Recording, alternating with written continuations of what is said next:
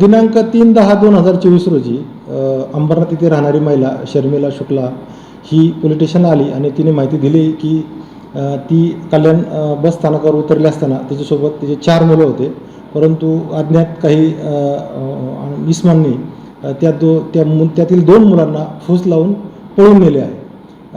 दोन्ही पळून गेलेली मुलं हे अल्पवयीन होते. एकाचं वय 9 वर्ष होतं, एकाचं वर्ष 6 वर्ष होतं आणि आपल्याला माहिती आहे की अल्पवयीन असल्यामुळं आता माननीय पोलीस आयुक्तांनी अल्पवयीन मुलांचे जे प्रकार आहेत ते गंभीरतेने घ्यायचे सांगितले होते. म्हणून आम्ही तात्काळ त्या संदर्भात गुन्हा नोंदवला आणि आमचे गुन्हे शोध पथकाचे आणि पोलीस स्टेशनचे अधिकारी कर्मचारी हे तपासकामी लावले.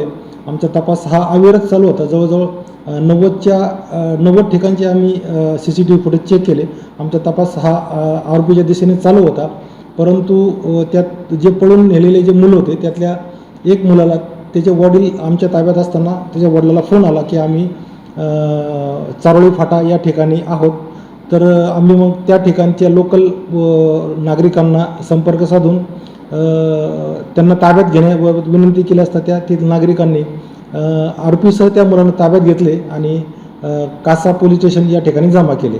मग आमचं त्यानंतर DB पथक जाऊन त्यांना आरोपीसह ताब्यात घेऊन आलं आणि आता आम्ही त्या आरोपींना या गुन्ह्यात अटक करून कोर्टासमोर सादर केले असता त्यांना 2 दिवसाची पोलीस कोठडी देण्यात आलेली आहे. आरोपी कोण आहे, त्यांनी काय ट्रॅक? आरोपी हे नामवंत गुन्हेगार आहेत. सांगली जिल्ह्यात त्यांच्यावरती चोरीच्या गुन्ह्याची नोंद आहे आणि बहुतेक ते या मुलांना भविष्यामध्ये चोरी करण्याच्या उद्देशानेच नेले असावे अशी आमची तपासात निष्पन्न होत आहे.